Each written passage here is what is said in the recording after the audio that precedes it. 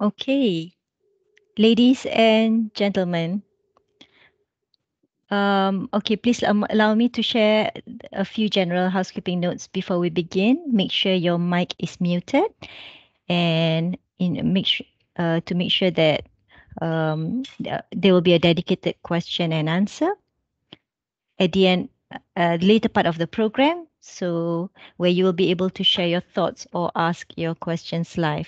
So in the meantime, please do use the chat box to share any comments, questions, or policy suggestions that you may have. We highly encourage and welcome all of you to do so at any point throughout the session. Okay. So, good morning, ladies and gentlemen. Thank you for joining this property and construction sector roundtable series by Climate Governance Malaysia and CEO Action Network. I'm Nick from the Group Corporate Sustainability team at Darby Property, and I will be your MC for today. Moving on, I would like to introduce Dato Sri Johan Raslan, founding member of Climate Governance Malaysia and steering committee member of CEO Action Network.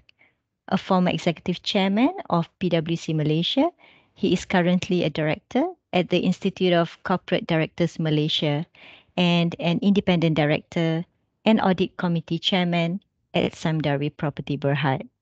Now, without further ado, please allow me to invite Datuk Sri Johan Raslan to share his welcome remarks. Silakan, Datuk. Thank you very much, Nick. Assalamualaikum, and very warm welcome to all our esteemed panelists and all our distinguished participants today. Welcome to you all. My name is Johan. First, an introduction, if I may, to Climate Governance Malaysia, or CGM, and the CEO Action Network, or CAN, we call it. Two more acronyms to add to your endless list of initials to remember these days. Climate Governance Malaysia is the Malaysian chapter of the World Economic Forum's Climate Governance Initiative, founded in 2019 and comprises non-executive directors from leading enterprises in Malaysia. CEO Action Network, or CAN, is a network of CEOs representing around 45 or so leading companies from 20 priority sectors in Malaysia, working to address sustainability. Dato Azmir, one of our panelists today, is part of CAN. So this, together, is the private sector trying to play our part, and specifically directors and CEOs. Collectively, our focus is on making sure that companies play their part in sustaining sustainability. Companies, as you know, can make a huge difference in the fight against climate change and all its effects. Therefore, CAN and CGM are organizing this series of roundtables across some main sectors: energy and transport, plantations, circular economy, and of course, this one, our very own property development and construction. Ladies and gentlemen, friends, CAN and CGM are really honored to have you with us today. We all have a common goal in moving the industry forward on climate action. Of course, to be really effective, we know that we need clear and predictable government policy. In today's session, we hope to get feedback and ideas on high impact areas that can significantly lower our sector's carbon impact and get us on the road to net zero. Out of this, CAN and CGM will then prepare a report to government suggesting how government can help the sector to fight climate change. All this timed in the run-up to November's COP26 conference in Glasgow. More generally, we of course want to play our part in building a whole of society, all of government engagement between all the stakeholders in the building sector in Malaysia. I would like to thank our moderator today, Dr. Dzaeman Dzulkifli, and our esteemed panelists for investing their time with us today. I would also like to thank Reda, Green RE, and Darby Property Berhad for organizing this and the other roundtables in this series. We really could not have done this without you. Thank you so much. I am confident that with the excellent panelists we have with us and with your input and participation, we are going to have a rich exchange of ideas today. Thank you again. Assalamu alaikum, and back to you, Nick.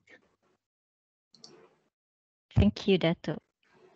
Now, ladies and gentlemen, before we move on to the next segment, just a gentle reminder again that you may share any comments, questions, or policy suggestions in the chat box at any point throughout the session. We highly encourage and welcome your contribution to the discussion. Next up, I would like to introduce Dr. Dzaeman Dzulkifli, Executive Director of Tropical Rainforest Conservation and Research Center, TRCRC. Dr. Dzaeman is a PhD holder from the University of Zurich. He is currently working on setting up ex situ collections of dipterocarps, which is a family of tropical lowland rainforest tree species throughout the region. So on that note, over to you, Dr. Dzaeman, for the next agenda. Thank you. Thank you, Nick, for having me. Introduction. Thank you first to Dr. Suri Johan for inviting me to be moderating this session. It is indeed an interesting way to get the property and the private sector to play a role in these very challenging times we are seeing today. Can we go to my first slide, please? First and only slide. So I'm not sure if anybody has seen this before, but it has been going on WhatsApp and it's been moving around. We are indeed living in very interesting times where predictions of such disease and viruses have been predicted by the scientific community, but failed to come up with certain resilience and ways of protecting ourselves. What is actually predicted to come after that is also seen by experts. Recessions, climate change, and the biodiversity collapse. But the scientific community are having problems to increase the awareness of this and to make action on the ground happen. So we need to all kind of come together and be aware of these things before it's too late. And we already reacted quite late to the whole COVID situation. I cannot imagine how we can, react when climate change hits us now. So this is the biggest thing. And we need to be prepared way ahead of time. So 2 degrees is what we need to halt global average temperatures by. And the Paris Agreement has set forward certain targets to do that. But how do we play a role? How does Malaysia play a role? Biodiversity is responsible for actually all our existence. Everything that we rely on relies on biodiversity, from the food we eat, every single thing, from pollination to meat and production of food supplies, all depend on biodiversity. It also depends on stability of climate. So temperature regulation, it maintains rainfall patterns and whatnot. We rely on rivers and streams for water production and mitigating kind of effects such as landslides and whatnot. But climate change varies in different places. In Malaysia, we see that climate change is predicted to have extremes in terms of heightened extremes in terms of wet season and dry season. And so we need to try to see how we can adapt and be more resilient to such damages. With that said, how can we play a role? With the speakers that we invited today, we're going to be covering a range of sectors, starting from the policy angle all the way down to people on the ground implementing. But before I introduce our esteemed panelists, we're first going to go on to poll questions to get everybody's opinion on where we're at. So can we go to the poll questions, please?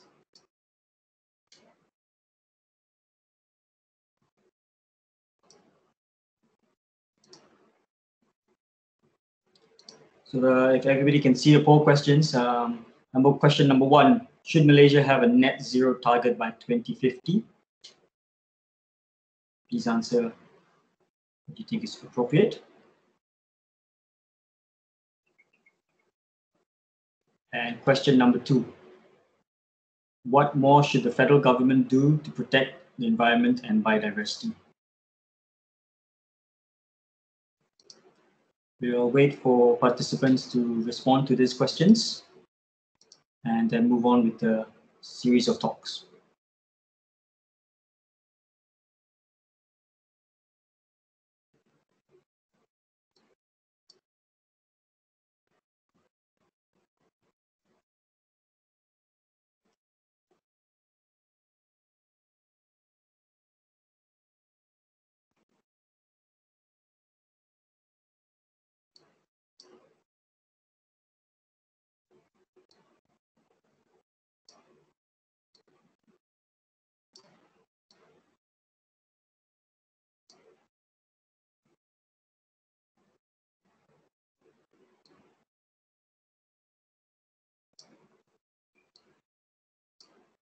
All right, we're getting about 60 responses already for some of the questions.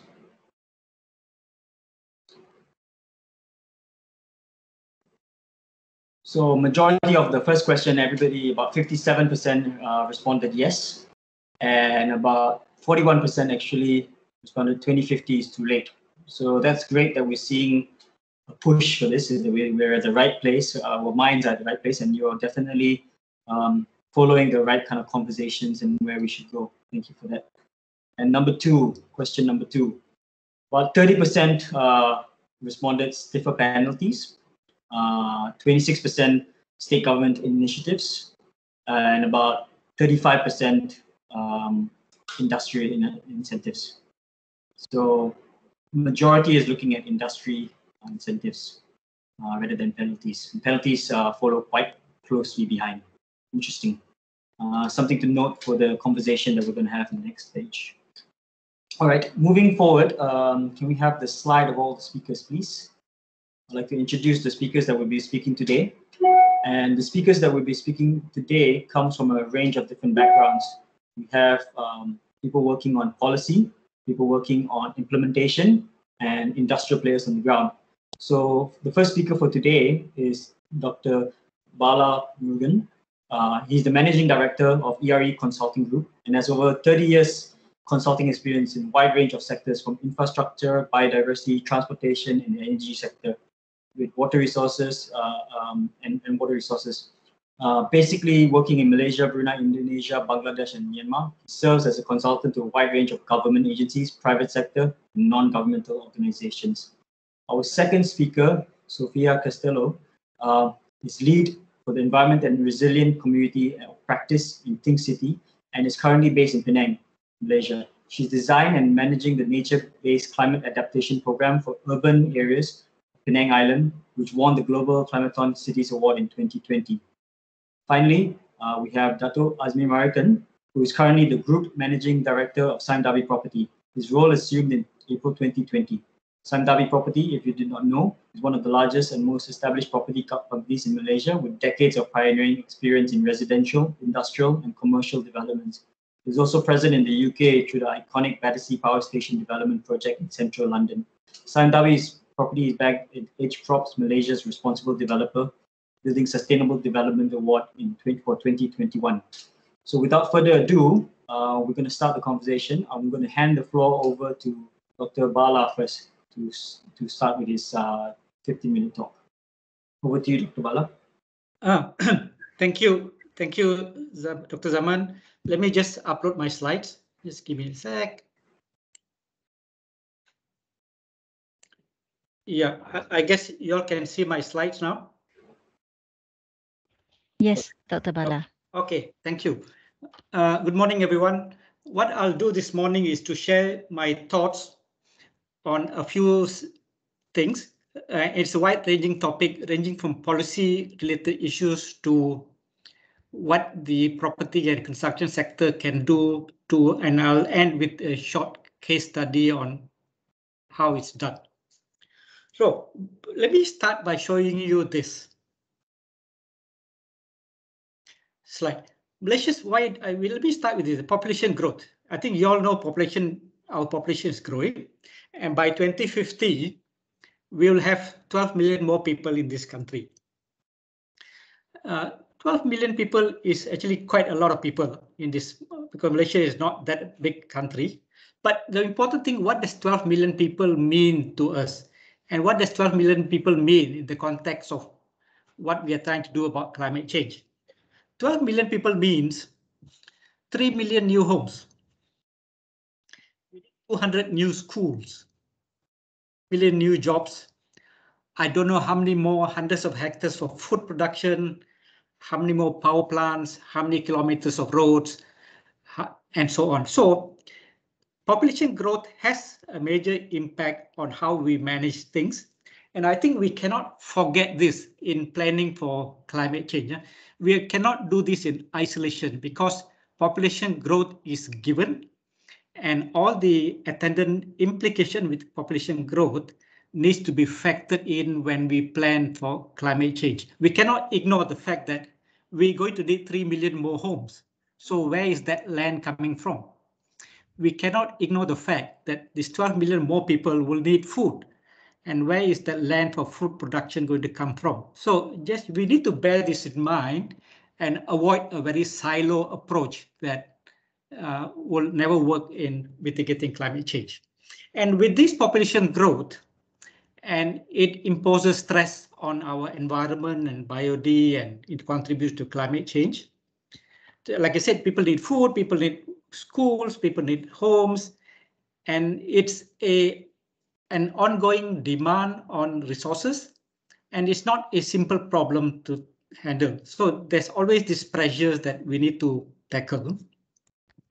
Now, in tackling all these pressures and increasing demand from population growth and to tackle all the problems that come with it, at the global level, at the national level, at the state level, at local level, we have policies and conventions. So these are examples of international conventions on UNFCCC, you have the Convention of Biological Diversity, and so on. This is what people are trying to do at the global level. Then when it comes to our national level, there are also numerous policies that are being planned and designed to help us grow, help the country grow, prosper, at the same time trying to mitigate against climate change, try to protect environment, try to conserve our flora and fauna. I don't have time to go through all this, but just to give you an idea that there are many, many policies at the moment that attempt to do one thing or another. And then also at the state level, we have state structure plans, state strategic growth plans, and so on.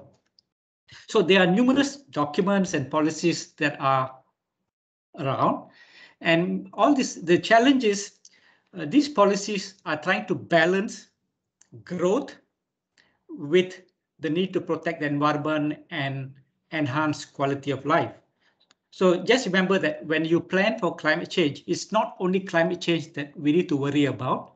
We need to worry about how do you increase the quality of life of people? How do you increase income levels? How do you eradicate poverty? So it requires a balance. It's actually very easy if you just say, let's protect environment and forget everything else. But we cannot do that because in life, there are 101 different things that we need to manage.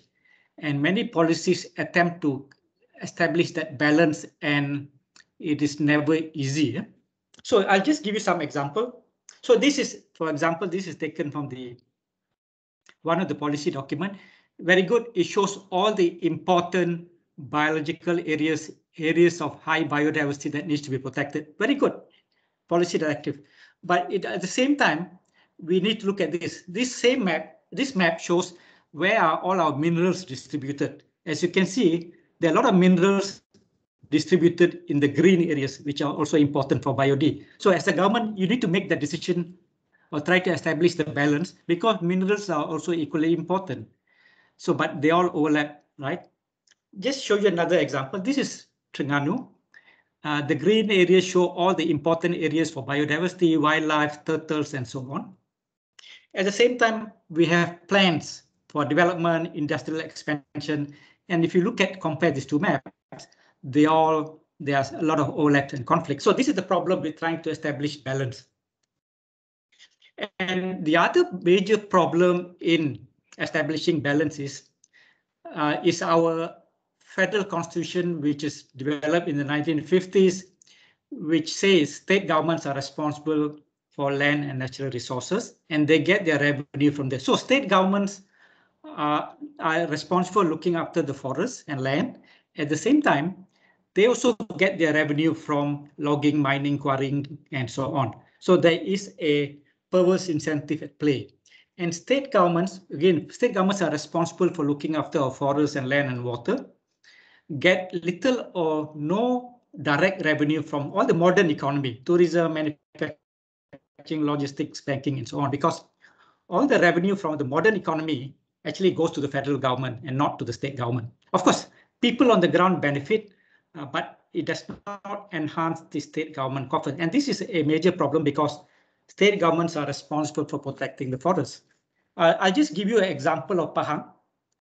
It has a population of close to 2 million people, covers an area of 36,000 square kilometers.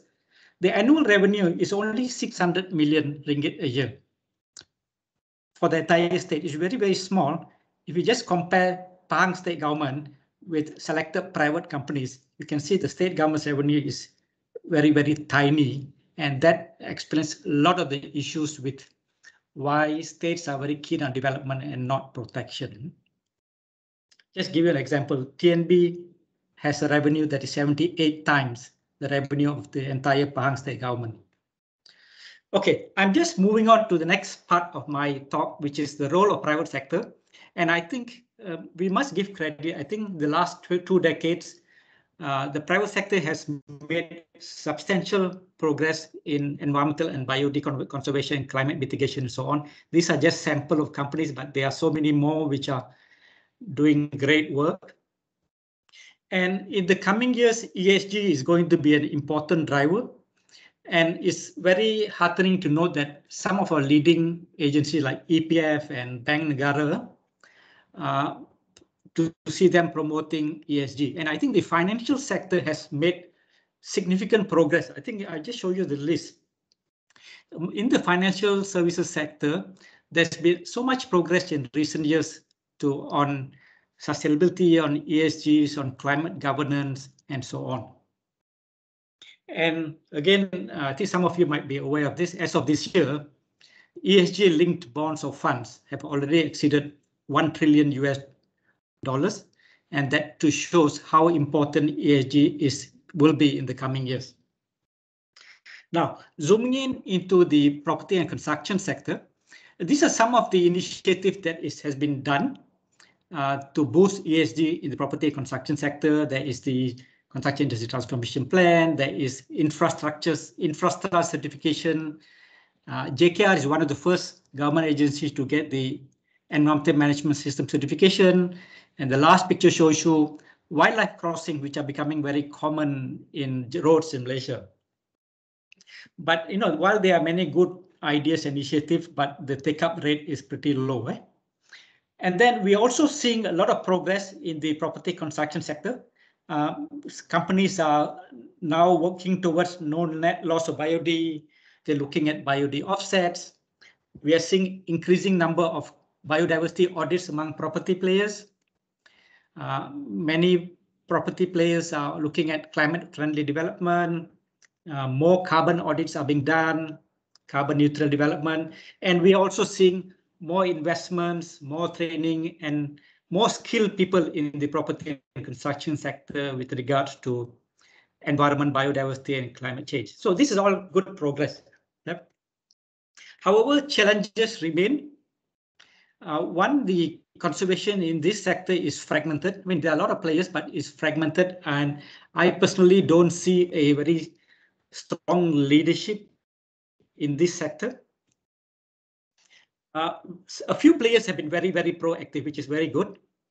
We are seeing a lot of innovative development among some property and construction players, but the rest of the industry is rather reactive and still stuck in the past.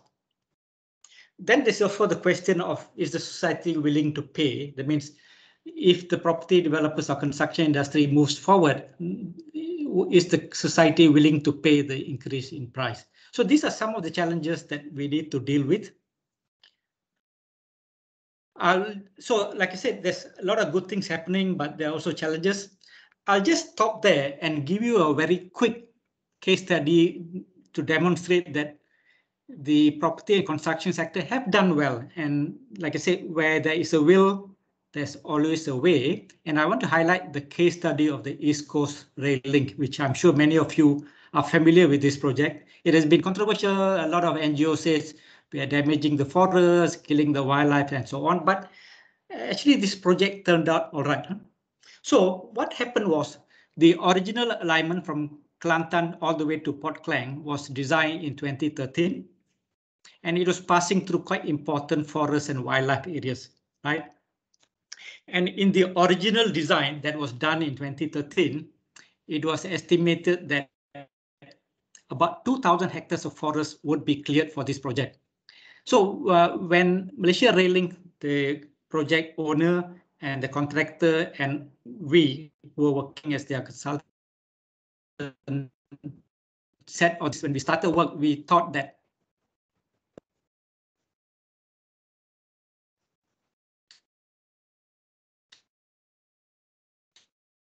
We lost Dr. Bala for a while there.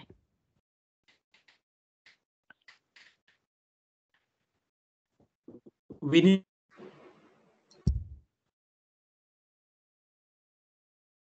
how do we optimize the project? How do we improve the project design to make it friendly? So through a series of project optimization and project improvement and design improvement, things like changing the alignment to avoid forest reserve like this. So if you look at the right and left, we avoided the forest reserve. Instead of open cut, we introduced tunnels and so on. So a lot of changes were done. Of course, they were expensive, but the project owner was willing to pay for them to make sure the project becomes ecologically friendlier. And a lot of tunnels were introduced. And over the project design period, I told you, remember, originally there were more than 2,000 hectares of forest that will be lost. And by February 2017, we managed to reduce that to 470 and then reduce it further to 377. It was then reduced further to 245. And by May 2018, the total loss of forest was reduced to only about 100 hectares. And this is for the largest infrastructure project in the country. So like I said, and this was done through introduction of tunnels, wildlife crossings, and elevated sections.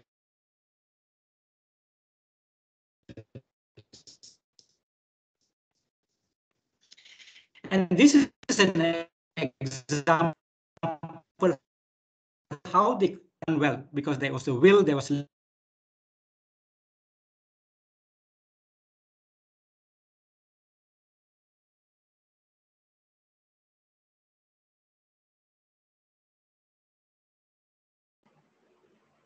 also depend on revenue from logging. So this is a perverse incentive that needs to be rectified.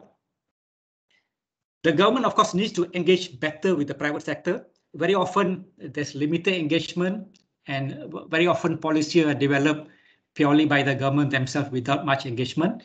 At the same time, I think the private sector also need to be a lot more proactive in engaging with the government and just not wait for the government to come to you. You need to go to them.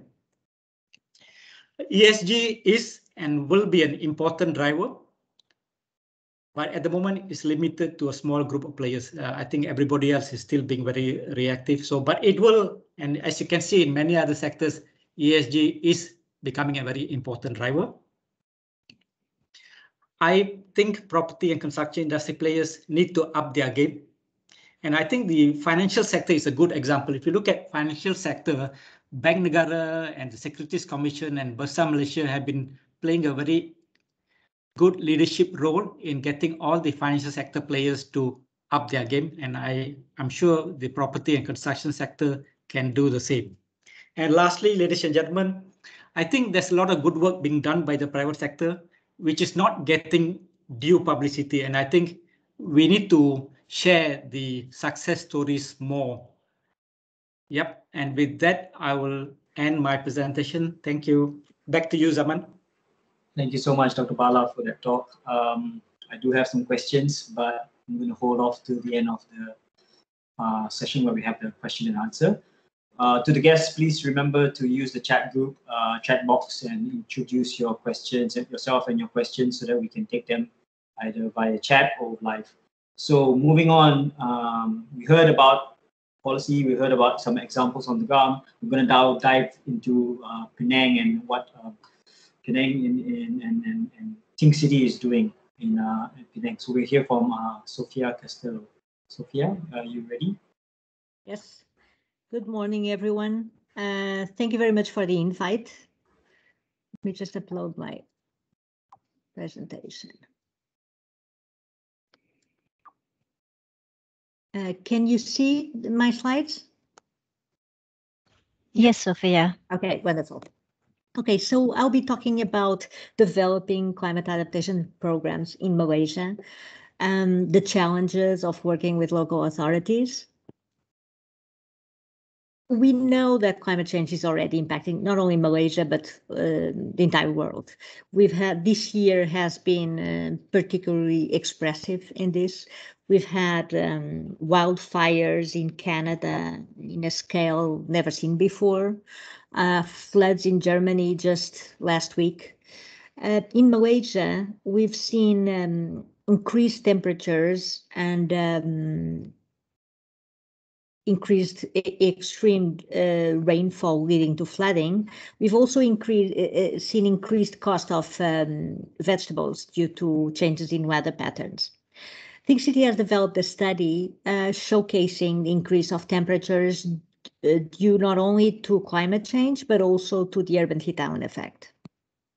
So we know that Malaysia is in a difficult situation because it's in Southeast Asia, and Southeast Asia is one of the 3 regions in the world which will be hardest hit by climate change, together with Sub-Saharan Africa and India.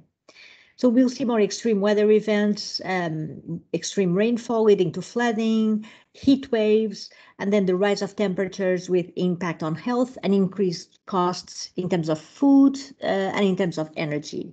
We also see a reduction of livability conditions. This study from 2015 from the World Health Organization estimates that by 2050, and the date in which Dr. Bauer said there will be 12 million more people in Malaysia, the country will suffer 200 days per year with heat waves, 10 times more than in the 80s. These are most at risk due to a combination of exposed communities and exposed properties to risk, obviously. So the main climate challenges are temperature rise, sea level rise, flooding due to changes in rainfall patterns. We also have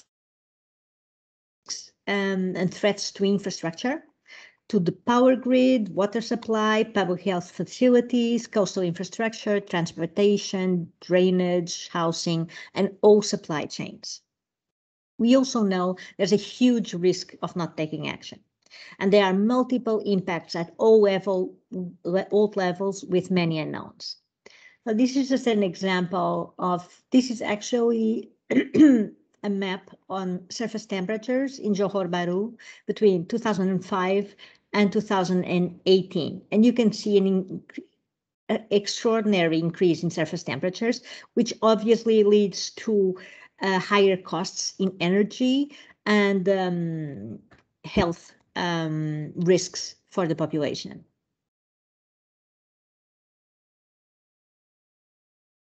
In terms of sea level rise, we see that the western coast of peninsular Malaysia is more exposed, but it's also the coast of Malaysia that is more built and has the bigger urban settlements. So it's something that must be considered very careful by local, by state and federal governments. In terms of an approach to climate-related issues in Malaysia, it's very important to consider climate risk assessments. So we need to assess environmental risk, community risks, social vulnerability, and so on, and the built environment, the exposure of the built environment, not only of cities and of infrastructure, but also of agriculture and supply chains.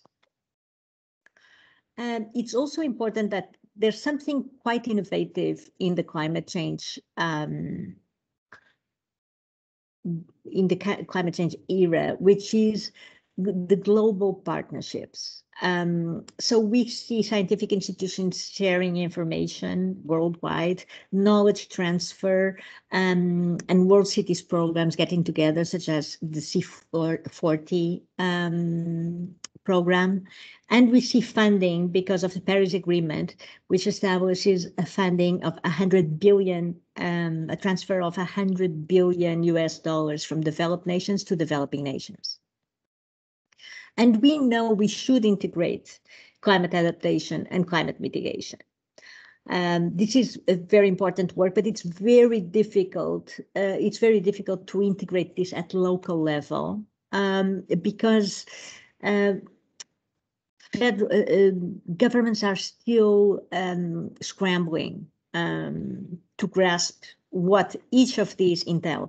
And in terms of climate mitigation, it's very difficult because Malaysia is highly dependent on fossil fuels. And to have a climate integrated approach, we also need to include all sectors. As Dr. Bala was mentioning, the private sector, we need to include all this and integrate. Ideally, the approach should be a government-led approach, integrated all sectors in order to develop projects that are transversal to all activities. So this is an example in terms of risk assessment of sea level rise. So there's a study that shows that if Malaysia develops the necessary adaptation projects, by 2100, there will be a loss of 662 million ringgit per year in total. But if no adaptation projects are developed, the loss will be of 27 billion per year. So we see here how striking. There's no good scenario here. That it's a pity, but let's face it, climate change does not have good scenarios. Just has scenarios that are less damaging than others. So now briefly, I'll introduce the Penang Nature-Based Climate Adaptation Program. So this is the first municipal climate adaptation program to have been developed for Malaysia. The goal is to use nature-based solutions to reduce climate impacts in Penang Island, reducing threats to human life, infrastructure, and property.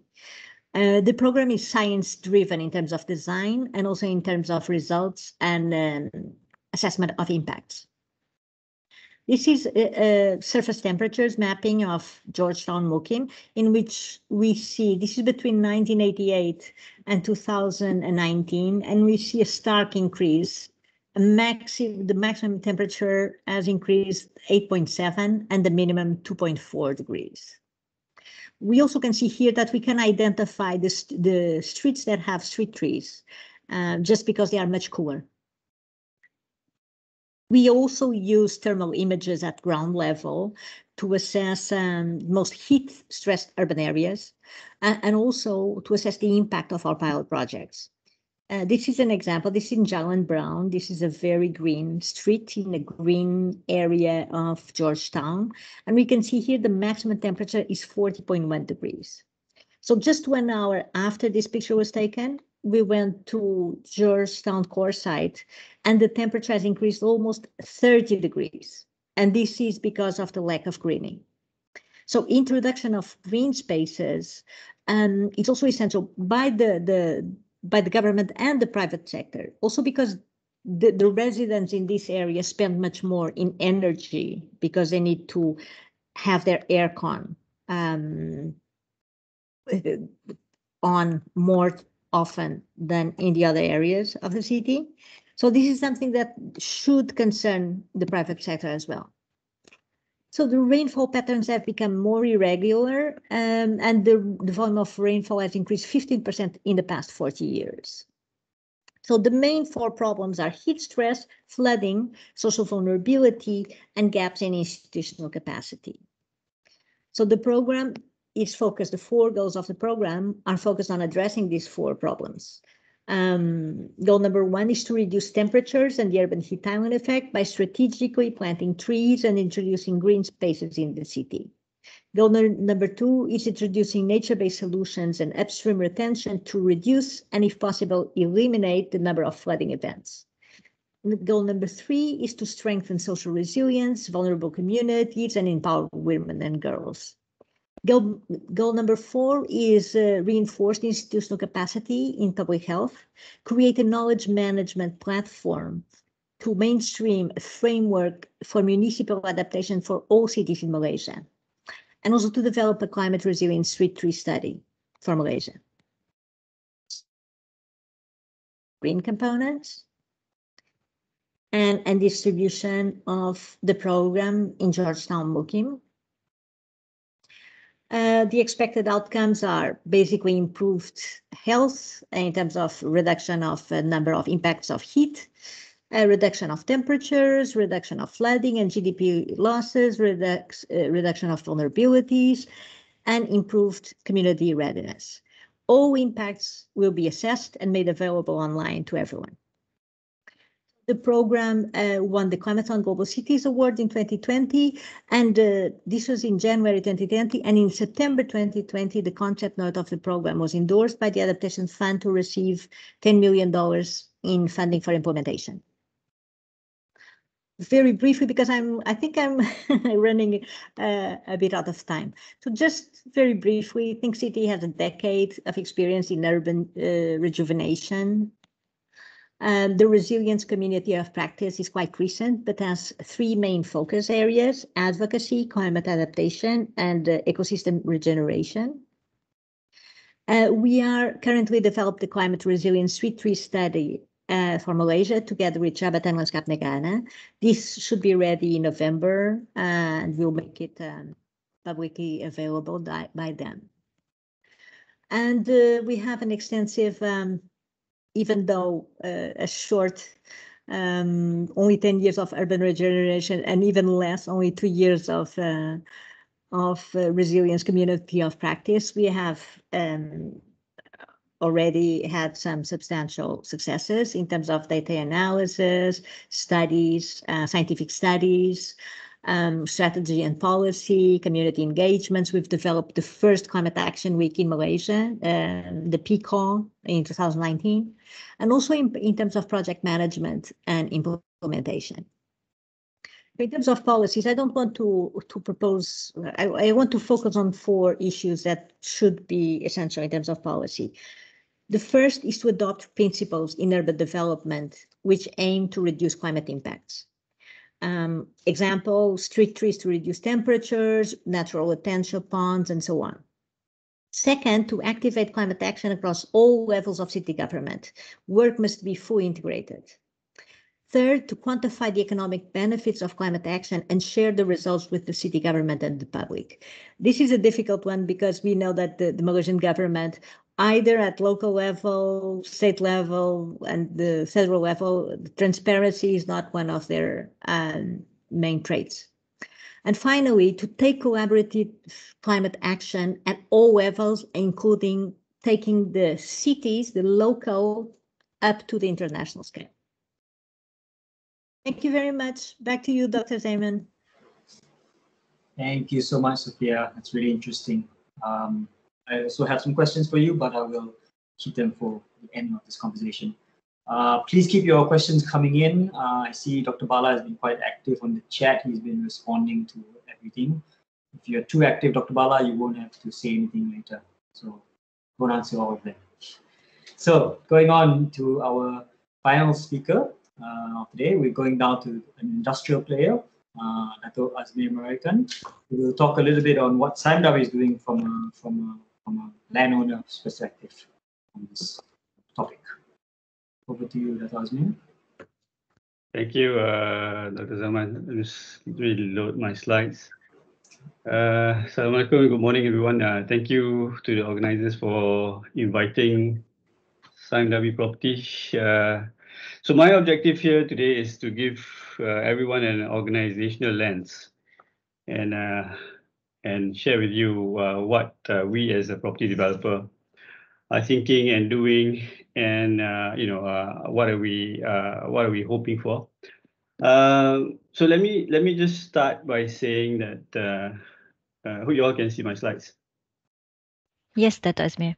Okay, so let me start by saying that our view is that today, when you are in business, it's just no longer about profit. Every organization needs to have a strong social purpose and stakeholder capitalism. So it is about the people and the planet as well as about profit. I think that organizations has a unique advantage, an opportunity to be a force for good and really effect positive change. And when we get people and organizations to act that way, I think we can do so much good. And that's a great thing about an organization. So our aim is to future-proof our communities that we build. So the idea behind this is that there's two main issues that we are looking at. Number one is operational carbon, and number two, one that we understand and are beginning to understand a little bit better than embodied carbon. Building resilience is a key aspect in our business, and the key question here is whether we've got policies to deal with resilience. We all know there's been many talks, climate talks, and I mean, I think the clear thing is that if you're like me, you'd rather be a bit disappointed with what's happened so far. I was in a session with CEOs across Asia just last week, and talking about one of the topics is how much governments have done, and I think it's just not Malaysia, and everywhere across Asia and most people are thinking that we need to do a lot more. So Sime Darby Property, this is our we've been disclosing our carbon footprint. We started since 2007. And last year, we emitted, on average, about 36,000 tons of CO2 from our infra and construction works. So you take the fact that we've been around 48 years, we've emitted anywhere between 5.5 to 8 million tons of CO2, right? So we know that, in 2019, that we've sequestered around 10,000 tons. That's about 28% of what we emit. So that's really not good enough. Our ambition is to move towards that steep curve of carbon neutrality, and the answer, well, not the answer, but it really is how do we do that, and can we do that fast enough? So this is the something unique that I like to share with you. In terms of building resilience in biodiversity. On the left, you see the image of the Elmina Rainforest Knowledge Center. It's first of its kind in Malaysia. What do we aim to do here? We want to create awareness. We want to educate. We want appreciation of the rainforest. So this is part of the whole Elmina development. Which is next to 2,500 acres of forest reserve. So we want to include nature trails, walks. We want the community to look at farming, urban farming, and really is an area for a bit of experimentation for us as a developer to see what the community does. And I think so far it's been quite unique, and we'll be getting a lot of positive in terms of what we can do here. If you look at the development, and we shall talk about a little bit more, is really about extending the community park. You see the urban space is pretty good. It's just 300 acres of parks, which is designed to withstand major flooding events. Okay, going straight into what can we do to build resilience in design. So there are passive and active considerations that we as a developer can do. I, for one, think that the future is in batteries. We have to be able to store energy, right? So you can generate energy. You have your homes which can generate energy, and if you're able to store this in batteries, this is what Elon Musk is talking about, building batteries of the future. And we're able to use this energy when we need to. This is going to be a big advantage. There are stuff that we do in terms of also active energy management, including having solar panels to generate electricity. But these are just, I think right now, it's just still basic. Next one, moving to, this is one of our developments called Kantara. What's happened here, we've incorporated some of these design elements, and you can see that it has provisionally a gold rating for GBI. But we can do quite a bit, and this includes some of the things that you see here, including using less water for the plants and things like that. And for the Elmina development, it started with an idea that we will build a township around sustainability and wellness. So there are 8 major themes: family, occupational wellness, social, all that. And it's a very green development. I've just read recently that, you know, if you live where, you know, there's at least 30% greenery, you're you know, less prone to suffer from loneliness. So that's I suppose someone who's living in an area which is less green. And this is also true because in Singapore, and there's a hospital there called Kutek Hospital, where it's a biophilic design. You find that the patients do recover better, and this is just so unique.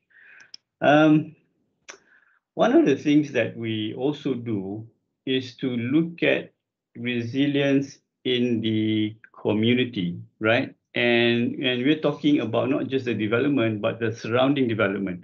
So if you look at Elmina, we work with the surrounding community to do projects from recycling, and this raises you know, the awareness. We educating contractors. So there was during land clearing, we noticed the nesting of bioweavers, land clearing was stopped in the area and ensure that the nesting process was completed.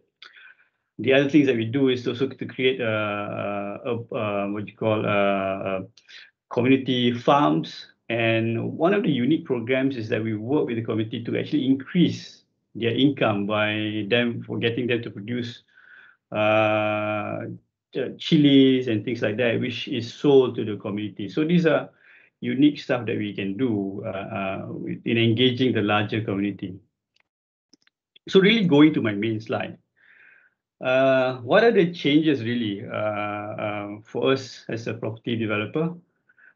What I see is that the nature of property development itself is very resilient to change.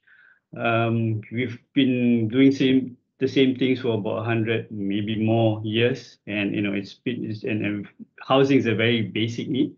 So it's really time to look at change. And as bad as it sounds, we don't want to waste a good pandemic in that sense. You know, that there's an opportunity to really the pandemic has made us accelerate probably another by 10 years what we should do. And one thing that we can look at is really creating awareness. We need to track numbers to understand impact. And I call it the Prius effect because 10, 15 years ago, Toyota produced a car called the Toyota Prius, right? And many of you know this. But what was noticed is that the drivers of Toyota Prius, once they understood how much energy they were consuming and how efficient, right, they were driving, their driving patterns changed so that they conserve energy. And this is called the Prius effect in those days, right? Today, maybe you call it Tesla effect. But just by having a dashboard that shows you, hey, I'm using too much, if I drive better, you know, and not you know, really using that much petrol, right? It's fun to press the gas, but you know, you change and you drive more efficiently, but you need to have the data to show you that's what what impact you're having and how do you conserve. So that's something that we need to do, right? And we also need to benchmark and disclose whatever we're doing. And this is a first part of the journey that we need to understand how where we are and understand where others are and see what we can do to improve. I think sustainability comes at a price. So it's a willingness to pay for it versus the basic demand of housing. So it's a big challenge.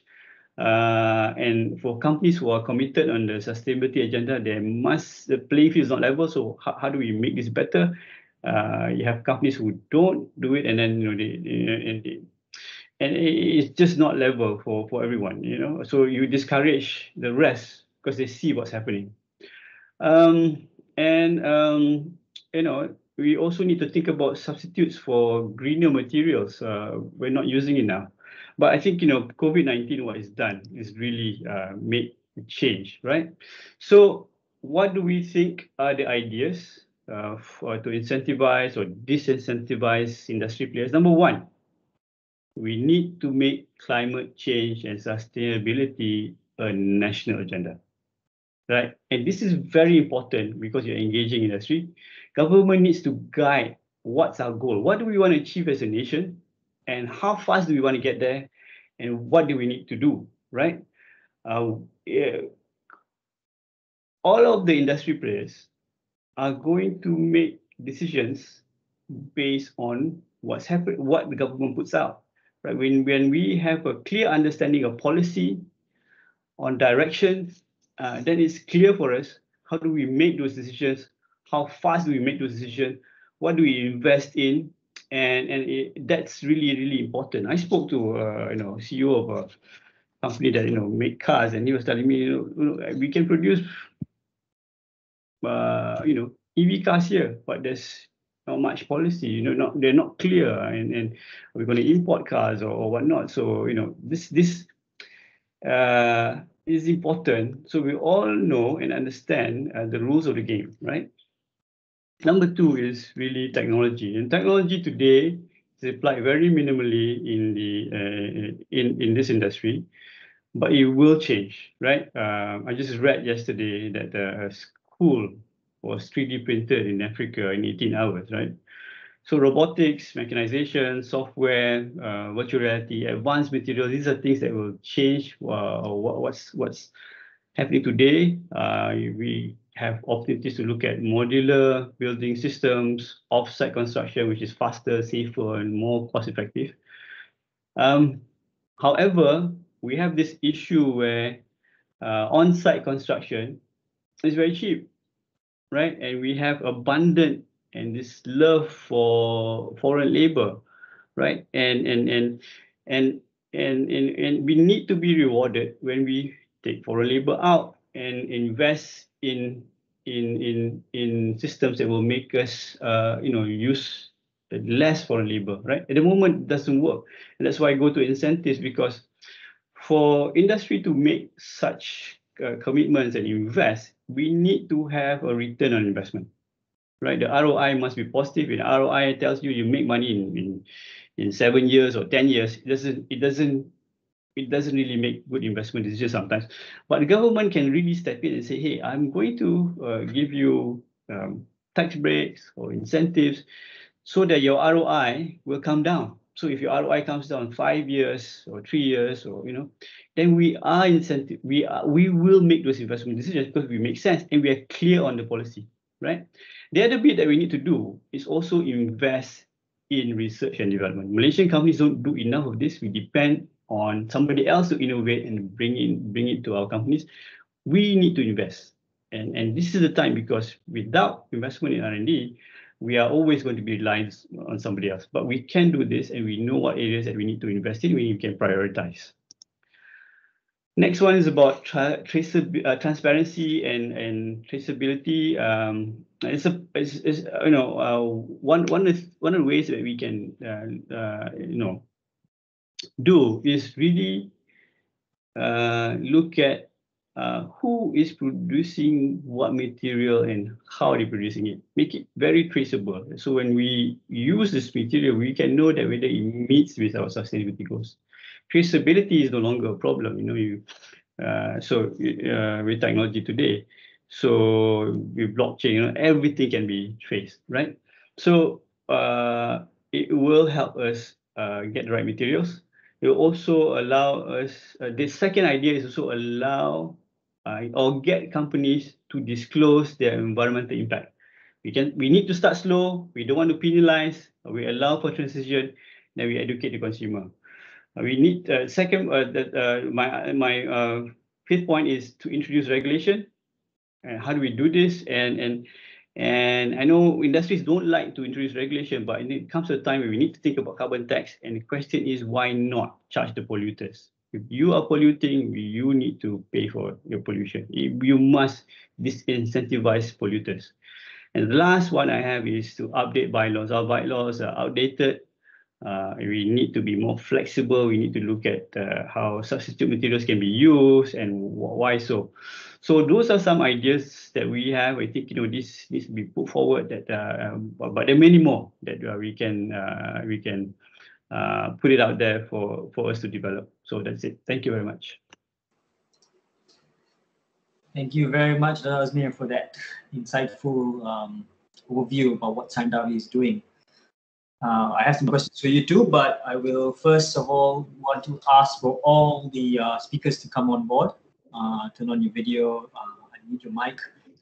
What I'll do is I'll start off first with some questions that I have myself to get the ball rolling, and then look into the chat group to try to see if there's any more incoming questions. So please direct your questions to the chat group.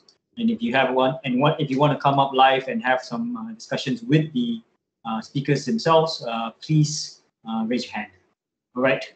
So Dr. Bala, you spoke a lot about policies. In your experience, how good are we at tracking our policies and meeting our targets? The world everybody can talk about targets, but when it comes then now to tracking targets, does anybody do that? Does Malaysia do that? What are our past incentives that has been quite successful in your mind for tracking policies? Okay, thank you, Dr. Dzaeman. You're right. We have never been good at tracking policies. Most of the past policies were never tracked. Yeah, I think you can say that, well, maybe prior to the start of the decade, most policies are on track. But in recent years, I think the awareness of the need to track has risen. And we can see some policies, not all, some policies are being tracked. I think the one I'm very familiar with is the National Policy on Biodiversity. That's being tracked, which is good. We are being tracked. Of course, the tracking shows that we are not doing very well. That's not so good. But your point is tracking has started. But we can improve on the tracking by making the tracking data more transparent and accessible to stakeholders. And that is not really happening yet. And I think on my side, we are pushing for some ministry to make the tracking data more accessible to stakeholders. So to summarize, we have done poorly in terms of tracking in the past, but that is changing, but we need to do more. Thank you. Thank you. Yeah, that's something that is very close to me. Having all these aspirations is great, but actually, how do we track and follow that? So thank you for sharing it. One question for Sofia, for myself. You shared quite a bit of information about where you're at and evidence, that science-based evidence that these are the actions that we need to do to meet some of these targets. How easy is it now to get it off the planning stages and into implementing? What are your experiences there?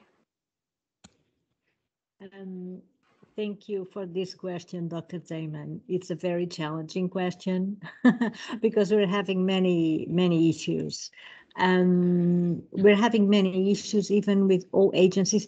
It's very difficult to bring all agencies together and to keep them together, because the leader of one agency changes and suddenly it's like there's a loss of knowledge in the organization in Malaysia. So we face many issues. We also face issues of lack of knowledge. I'm going to give you an example. I was in a meeting the other day with a representative of a Malaysian body. And this representative said clearly that there was no scientific evidence that trees reduce temperatures. And this is obviously an incredible lack of knowledge, because there's at least 20 years of research. Actually, the first published research on the urban greening was actually about a hospital in 1984. So the example given by Dato Azmir was very on point. It was a research published in 1984 in how just looking at greening in hospitals reduced the internment time in post-surgeries. So patients required less time in the hospital and less painkillers. So there's extensive, absolutely extensive research, but we're still facing high-level officials from the government that say that they are not aware of this. So there's a long road ahead. And I'm just talking about planning. And even when we get international fundings, we get international recognition, the problems we are facing are internal. And I don't fully understand why this is. Why is the opposition internal? But we keep on striving, we keep on fighting to bring that. Yeah, interesting you say that. Maybe Dr. Bala might be able to answer some of the questions, but that you had. But I'll hold that thought for now. I'm probably going to go to Dato Azmir to have a question for him first before we get into this discussion, panel discussion on that. Dato Azmir, a question from myself. If you have this information on you, how much additional cost does it take to create a greener building? And has being green paid off? You mentioned that it takes longer ROI, for example, and all these things. But do you see that in today's market, the generation are looking to invest in buildings or invest into companies which are greener? Do you see any of these trends? Yeah, okay. Thanks for the question, Dr. Dzaeman. So let me just say this. So I'll just tackle the fact, does it pay off if we invest in green, right? So we have to be clever in how we do this, right? So at the moment, a lot of these investments are made by companies that they themselves want to invest in being greener. They're not looking at getting incentivized. They're not looking at the financial parts. So let me just settle. Really, the financial considerations are actually very low at the moment. So what we can do is really how do we make it a bit more interesting for companies to go green. Like for example, in Australia, I'm not sure, can't remember now whether Sydney or Melbourne, they have the neighbours program where buildings actually have to declare whether they are 3-star, 4-star, 5-star, how green they are. And you have to put it up front in your lobby, right? And you don't want to have a 2-star building. It just disincentivizes you from not being green. And you can charge a premium in terms of rental and all that. So I think we just need to be clever in the way we do it. We have to incentivize and make it a bit more competitive for building owners to want to go green, right? At the moment, the financial returns is not there. Interesting. Not there at all. But you can generate PV, you can offset it, but depending, how big is your project? If you're spending millions and millions of ringgit, when you recoup a couple of million ringgit and you wait 8 years, 10 years, maybe you get some returns, but they are returns in other ways that you're not really, you're emitting less carbon. So there is those kind of returns that we don't really calculate, but we're a business. We want to make money, but and we want to invest, but we don't want to be the only one investing and then not getting the returns. Yeah, you know what I mean. I'm trying to balance and give a frank answer. Yeah. All right. Great. Thanks for that answer. I think it's stirred up quite a bit of questions. But before we get to that, let's take up some questions that we've got on the ground from some of the people for Dr. Bala. I think you answered most of them. Alina, Yin, Chan Huan has answered them.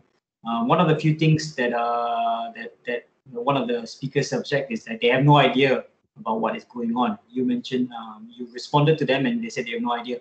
So communication is lacking, right? And do you think that it's how's best? Do you think you should advertise yourself and talk about yourself in terms of what you're doing, or do you think you should work with some third party and collaborate and develop, good communications output from somebody else? What are your thoughts on how to communicate? Yeah, thank you, Dr. Zam. Earlier in my concluding slides, I had stated that private sector too needs to publicize the good work they are doing. That's the problem with society. Bad news travels fast and travel far. People, media reports bad news. Everybody likes, even on social media, bad news is shared more frequently and widely than good news.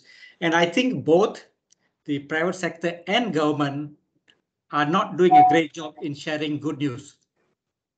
Government especially tend to be very reactive. There are a lot of good work being done by the government, but their storytelling capability is very limited.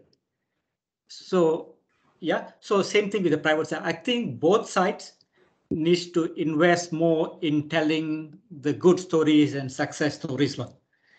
Otherwise, if you don't tell good stories, the bad stories will fill up the vacuum. And government especially is terrible at this. Their storytelling capabilities are not very good. They tend to be very reactive. And people like me who, excuse me, before that, let me qualify. I'm not from the government. There's a lot of good initiative done by the government, but they are so bad at telling the stories. So as a result, all the bad news and bad stories fill up the vacuum. Similarly, private sector is doing a lot of good initiatives. As Dato Azmir mentioned, Sime Darby and many other companies that I work with, there are a lot of great initiatives, but somehow these stories are not being told and not being told well. So that's something that both private sector and government need to work on in getting success stories and good initiative across to the wider audience and to the general public. Yep, thank you. Interesting. Thank you for that, Dr. Bala. Sofia, I think you have a question here from Azman, or a topic here that maybe you could answer, coming from Azman bin Muhammad Sofian. Scientific institutions is part of the Global Partnership Program under Proposal for Integrated Approach to Climate-Related Issues in Malaysia. However, only universities are parties involved. Should we not include schools, i.e. start from the lowest level of educational hierarchy? That would be for you. Yes, thank you. I've actually already replied in the chat. Oh, we view schools, we do have a schools program because we consider youth awareness to be crucial, because youth, they're going to be the most impacted by the climate crisis. But we consider this to be awareness, not scientific support. And we don't only have universities, we have scientific institutes that we have, for example, in the Penang program, we have the Crowder Lab, which is not a university. So it's we need to have a strong background, scientific background and reviewers. And then we have awareness program that connects with schools. Interesting. Thank you for that. There's a question here from Jennifer Tian for Dato Azmir. I'm not sure whether you've answered that already. But it says, Sandabi's properties part to zero is emissions, I'm sure, is quite aggressive. What are the top 2 derailers and the top 2 enablers for the corporation to deliver this vision? How can Darby specifically make an impact or take a leadership role? Yeah, thanks. I think the enablers are the fact that we are behind this. We've got the organization behind this, from the board of directors to the management to everyone in the company excited. And when you get an organization behind something, it's actually quite powerful, and the people are behind it. So you can feel the power of the organization taking over, right? So I think that's a big enabler. Number 2, I think we've got the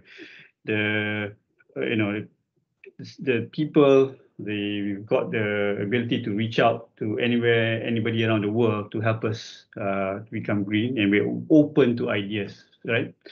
The derailer, I would say, is really us understanding the whole idea of how do we look at the entire value chain. We know that we can look at,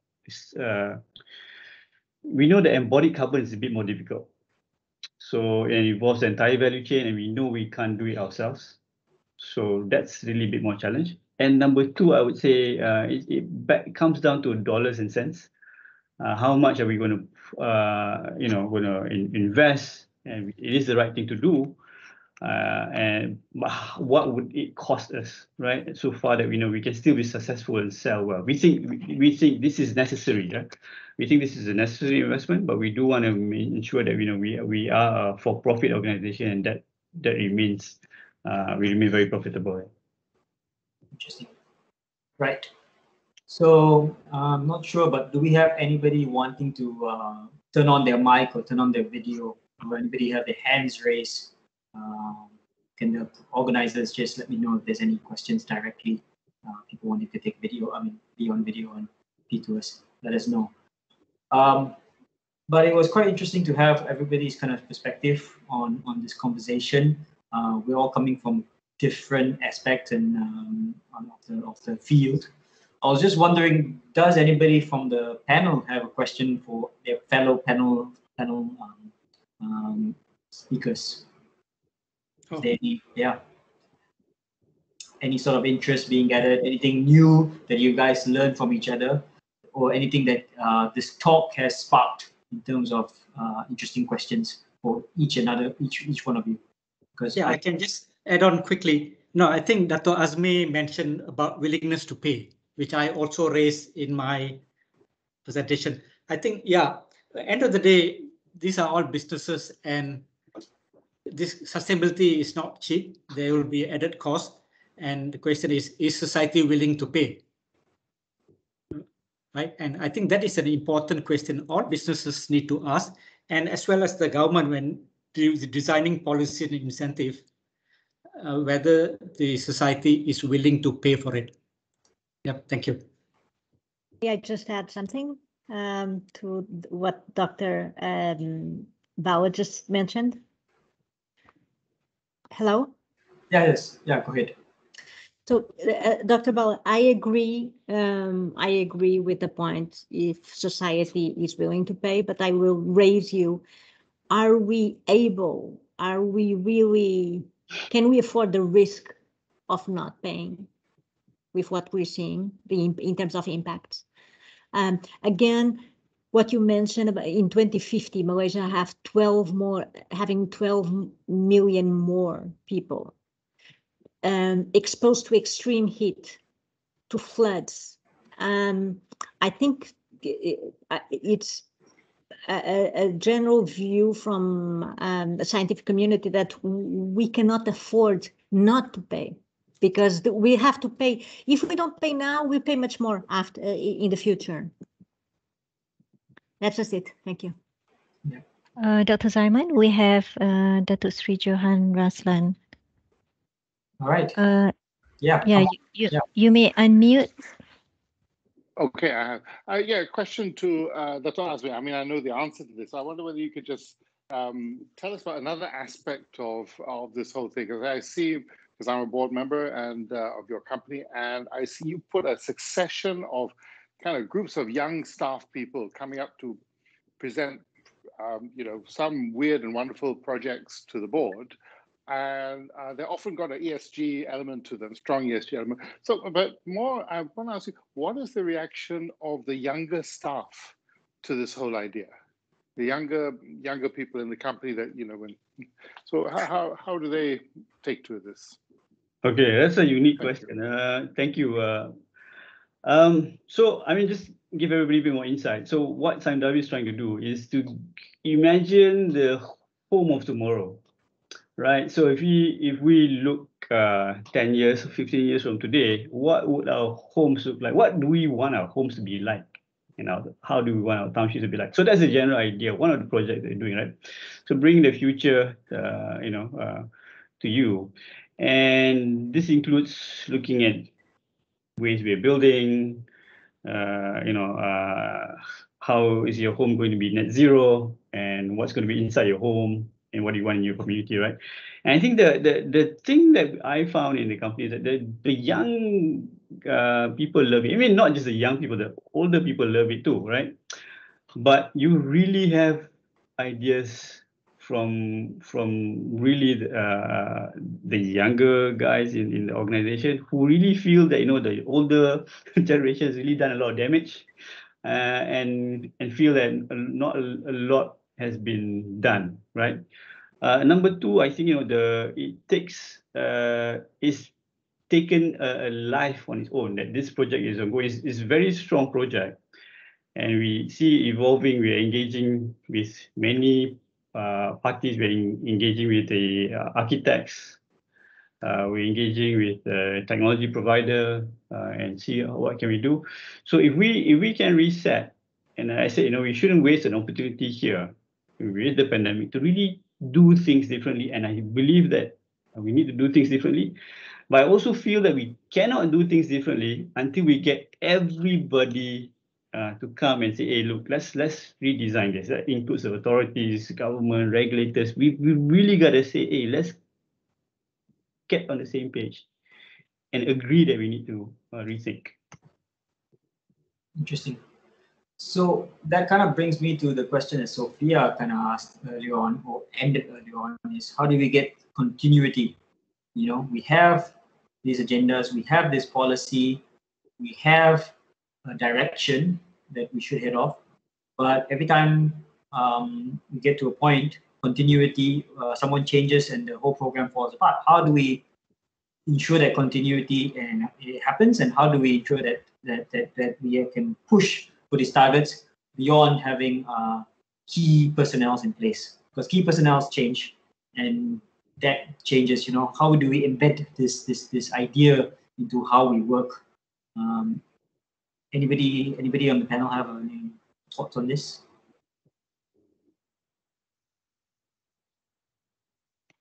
Sorry, Dr. Dzaeman, you want to clarify your question a little bit more? Continuity. So the question I had is, Sofia raised that up in the past, that that as you change government and you change leadership, a director of a certain institution disappears or goes is transferred. How do we then kind of continue some of these programs? How do we embed it into the way of working? Maybe from a Sime Darby perspective, you guys have some ideas on how a company can do that, but maybe from a government sector, maybe Dr. Bala may have some ideas. So it would be nice to hear your thoughts. Maybe I'll start. Just from my own personal perspective, I've been engaging government for the last 25 years, right? And I think they're very, very necessary. A partner that we need to engage and bring on to the table. And just like Sofia, I think we have good engagements and not so great ones, depending on who you have there. Unfortunately, that's the case. I think it gets worse when there's no framework. And it's bound, somebody's going to interpret it by what they understand. We need to have greater framework in. Once we have framework and direction, it gets clearer. So we are at risk. The longer we delay, there's no policy, no framework, you're going to get a lot of subjectivity. Interesting. Yep. Framework. All right. Any other comments? If they're not on this topic, we're going to take a quick pause to ask some final two questions to the community and the people listening. So any other quick comments on this topic from the panel? Right. Looks like there's not. So can we get the questions out for the poll, the question poll?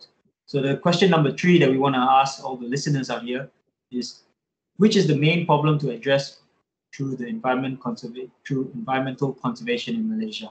Is it A, climate change, B, biodiversity loss, C, poverty, or D, pollution?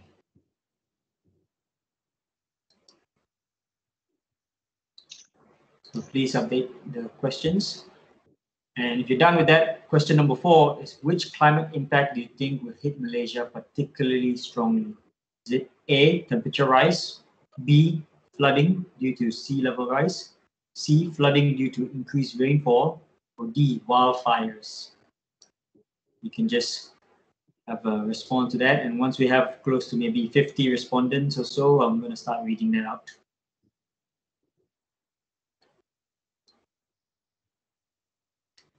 For the panelists, as they respond to that, I would like you guys to come up with a single most policy recommendation that you have as a take-home message to the rest of the speakers, because it's already 12:25, and we have about 5 more minutes to go over that. So if you guys can prepare for that while the questions come in, response come in.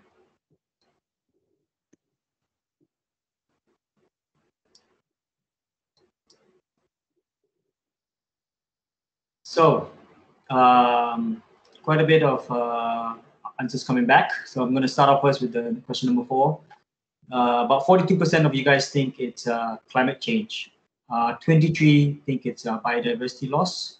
7% only poverty, and about 28% pollution.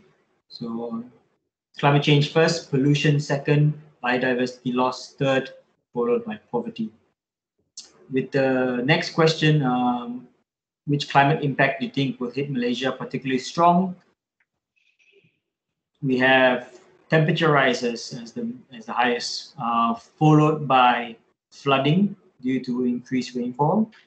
8%, and only 8% is due to sea level rise, and only 1% wildfires. Okay, interesting. All right, so perhaps wildfires because we don't naturally have wildfires here, but it's something to kind of consider when it comes to peatlands and draining peat. Haze and all these events that you see, it does not naturally happen here.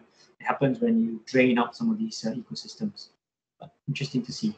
Okay, so going now down to the panel, I would like to start off first with the first speaker, Dr. Bala. If you have any closing last sentences and a policy recommendation that you would like to give the listeners to take home. Dr. Bala, over to you. Okay, thank you, Dr. Dzaeman. No, as someone who's been working, my entire career has been on environmental protection, advising people, advising governments to do more. Having said that, I think there is a very clear analogy between the current pandemic gives us a good analogy. You know, in the current pandemic, when government talks about shutting down, lockdown, you always hear this, that we all are in the same storm, but we are not on the same boat, right? We all are experiencing the same pandemic, but we are not on the same boat, which means some people are traveling on a big yacht, some people have sampan, and some people don't even have a sampan, right? The way the pandemic affects us is very different. Those who have stable incomes, are very wealthy, can afford lockdowns, while those who don't have incomes and depend on day-to-day earnings don't want lockdown. So the storm is the same, but we all on different boats. So similarly, when it comes to climate change, the threat is real. Everybody agrees climate change is real and creates problem, but not everyone is in the same boat. There are people who can afford to do something. There are lots of people who can't afford to do things, right? So we need to, so when devising policies, we need to remember this. While the challenge or the problem is real, not everyone is in the same boat. And I think that different boats that different people are going needs to be taken into account when designing policies.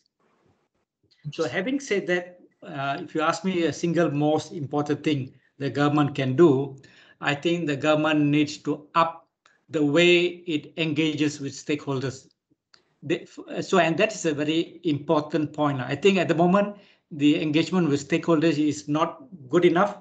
It's very patchy, very reactive, and comes too late. And I think what the government can do is to really improve the way it engages with stakeholders, particularly with the private sector. At the moment, a lot of engagement is done among government agencies, and there's not enough being done with private sector and NGOs and local communities. And for me, that is very important. Thank you. Thank you, Dr. Bala. And it's also a case where, you know, different poverty levels, different increase of wealth kind of things will affect different people differently depending on geographically where they're located, you know. Yes, yes. Some people can react a little bit better to storms than other communities, and not communicating it properly, educating the public about how these are affected due to climate change or due to effects of this thing is also quite dangerous. So I think the education perspective is actually quite interesting as well. Not everything is an act of God, you know. Some things are initiated by humans, and then increased by our activities. All right. Thank you for that, Dr. Bala. Sofia, do you have some last remarks before we close up, and comment on policy that you want to leave for the listeners?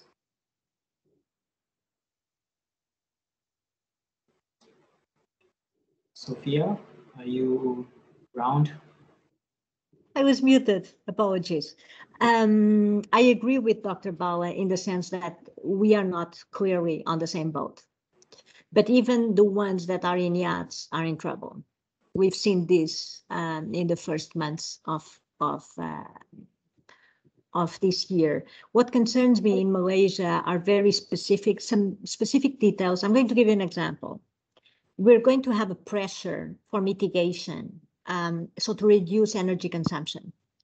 But in Malaysia, we will not be able to go without air conditioning for survivability reasons. So there are many issues that are specific to each country, and each country needs to address them as in a as focused way as possible. In terms of the question, I believe the question was with a view on the net zero by 2050, right? So there's no question. It's very obvious because it's the energy mix. Malaysia has a energy mix very high in fossil fuels. So the policy change that would bring better results in achieving net zero by 2050 would be clearly a conversion of the energy mix into a more renewable sourced energy. That's it. Interesting. Right. Thank you. Dato Azmir.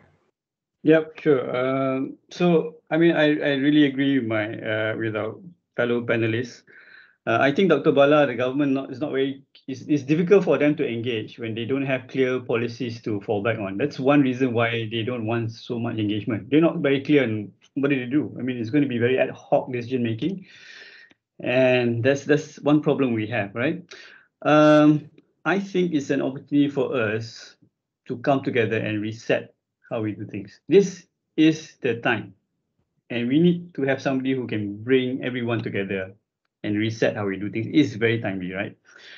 And we need to put the climate change issue as a national agenda.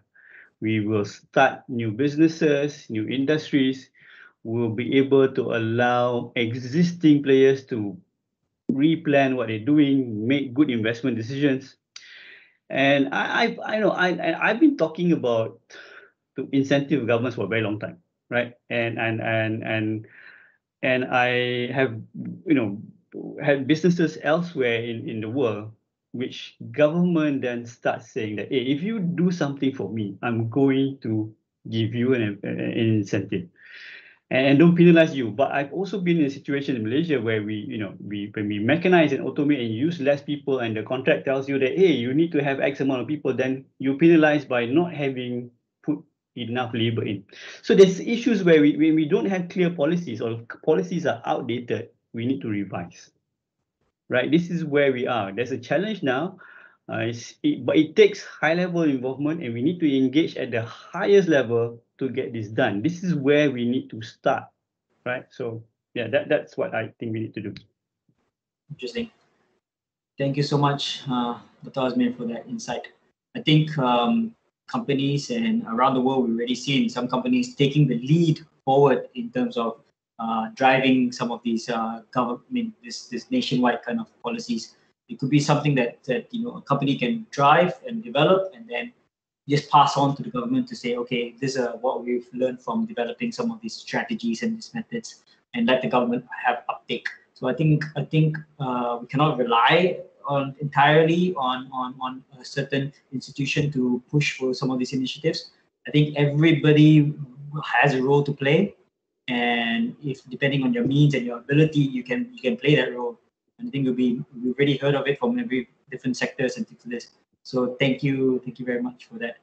I think we're unfortunately 5 minutes overboard on time, if I'm not mistaken. So sorry for going overboard. Thank you for the listeners who have been speaking, who have been listening and all your questions. Those that we weren't able to answer or not able to address, I believe the organizers will be directing your questions to the speakers so that they can be addressed and responded to. So everybody's answers will have answers. So with that said, I will thank you from my end. I will then pass on to the MC to end this program. Thank you very much, speakers and listeners. Thank you, Dr. Dzaeman, and to our speakers, Dr. Bala, Sofia, and Dato Azmir, for that insightful session. So we will get the speakers to answer all unanswered questions and share with the attendees via email and blog spots on CGM and Green RE websites. Okay, ladies and gentlemen, as our program draws to an end, may I please invite everyone for a quick group photo. For those who haven't done so, could you please turn on your mic? Sorry, turn on your cameras so we can get a group photo of everyone here today. Okay, is everyone ready? On a count of 3. 1, 2, 3. Smile. Okay. Can we do another one more time? Okay, 1, 2, 3. Smile. Okay. Thank you, ladies and gentlemen. On behalf of the organizing team, please allow me to say thank you once again to Dato Sri Johan Raslan, Dr. Dzaeman, and our speakers, Dr. Bala, Sofia, and Dato Azmir, for taking time out of your busy schedules to share your insights and views. The same goes to the audience. Thank you all for joining us today. Your attendance and participation are integral to the purpose of these roundtable engagements. Now, on that note, there is one more session next week on the 27th of July, next Tuesday at 2:30 p.m. So please do sign up and join us for those as well. You may also visit www.cgmalaysia.com or scan the QR code on your screen to stay updated with the latest news and upcoming activities. There you will be able to view the key takeaways as well as the presentations from each session. Video recordings of these sessions can also be found on Green RE and Climate Governance Malaysia's YouTube channels. So until the next one, I would like to take this opportunity to wish Selamat Hari Raya Haji and happy holidays. Take care and stay safe, everyone. Thank you very much. Thank you, everyone. Thank you. Thanks. Bye. Thank you.